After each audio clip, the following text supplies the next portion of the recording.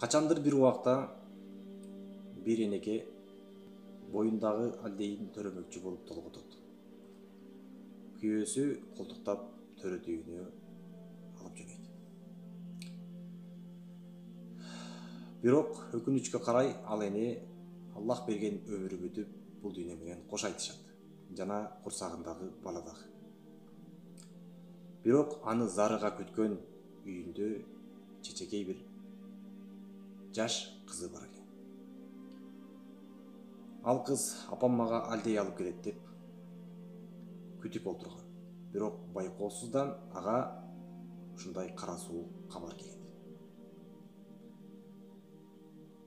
Ал кыз өмүр, өлүм Аллахтын колунда экендигин, тагдыр бул Аллахтын колунда экендигин кайдан билмек?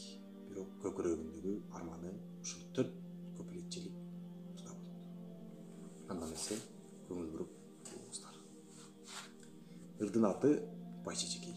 Себеп дегенде бул кыз ошол Байчечекей терүүгө тоого чыгат. Апаке, ал күн менин эсимде. Сен толготуп дарыгерге кеткенде, апам мага алдей алып келет деп, көздөрүм жолун карап күткөн эле. Тоого чыктым, Байчечекей гүл терем деп. Ал гүлүмдү апакеме беремин деп.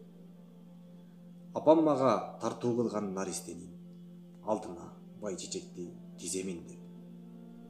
Эх апаке, ошол оюм ишке ашпады. Үйүбүздү суук кабар аралады. Экөөңөрдөн айрылаарым кайдан билдим. Кабарыңыз жүрөгүмдү жаралады. Ошол бойдон көрбөдүм өзүңүздү. Мени карап мээрим төккөн көзүңүздү. Кош айтышып кете бердиң түбөлүккө. Башка аламга бурулуп жүзүңүздү.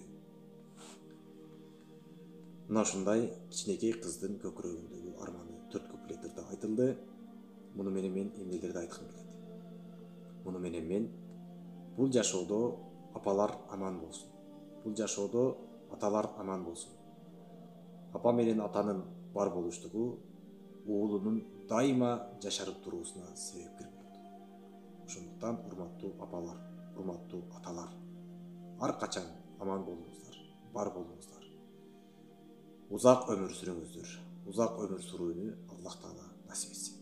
Ассаламу алейкум ва рахматуллахи ва баракатух.